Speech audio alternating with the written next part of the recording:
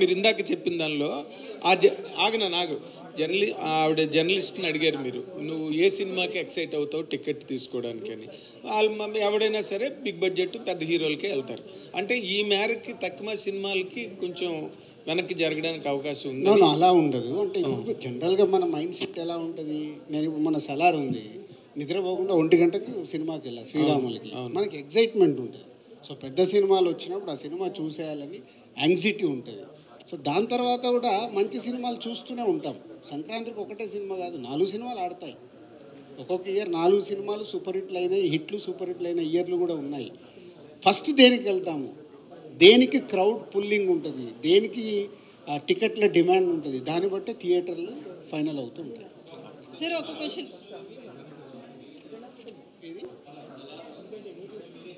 అది మీ స్టోరీ, నా స్టోరీ కాదు. నాకు తెలియని స్టోరీ కొత్తగా చెప్తున్నా. సో రాజ్ గారు ఎక్కడ దాదాపు 60 crores ప్లస్ ఉంది గ్రాస్. సో రాజ్ గారు, సలార్కి 100 రూపీస్ పెంచారు, రేపు సంక్రాంతికి ఏ సినిమాల మీద పెంచే అవకాశం ఉంది? ఇందాక అన్నాను కదా, ఏ సినిమాకు నువ్వు డిమాండ్కి వెళ్తావు? ఆన్సర్, ఏ సినిమా నువ్వు డిమాండ్కి వెళ్ళాలనుకున్న సినిమాకి టికెట్ రేట్ పెరుగుతుంది, వేరేది పెరిగితే అమ్మ ఆగమ్మా నెక్స్ట్ వీక్ చూస్తామండి. సరే మీరు కాంట్రవర్సీగా ఎలా మూవీ నేమ్స్ చెప్పరో మేము కూడా అలాగే చెప్పాం సార్. రెవెన్యూ చూడటానికి కాస్ట్ పెరుగుతుంది కదా. మీరు నన్ను అడుగుతారేంటి సార్, నాకేం సంబంధం? ఛాంబర్ కాదు ఇది, ఇండివిజువల్గా ప్రొడ్యూసర్ పెద్ద సినిమా బడ్జెట్లు అయినప్పుడు టికెట్ రేట్ అడుగుతారు, పెంచుతారు, అలాగే పెరుగుతాయి. అన్ని సినిమాలకు కాదు కదా అది. సరే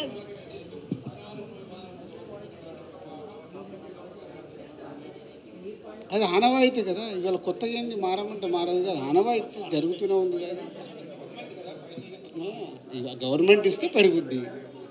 2 స్టేజ్లలో ఇచ్చారుగా సలార్కి, అలాగే పెద్ద సినిమాలకు పెద్ద బడ్జెట్ ఉన్నప్పుడు రెవెన్యూస్ మీద పెరుగుతూ ఉంటాయి.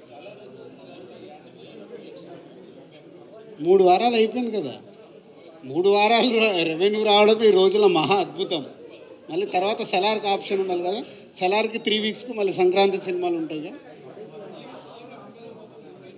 వెయిటింగ్, మా మినిస్టర్ గారు వెంకటరెడ్డి గారు చెప్తా అన్నారు, అపాయింట్మెంట్ తీసుకొని అప్పుడే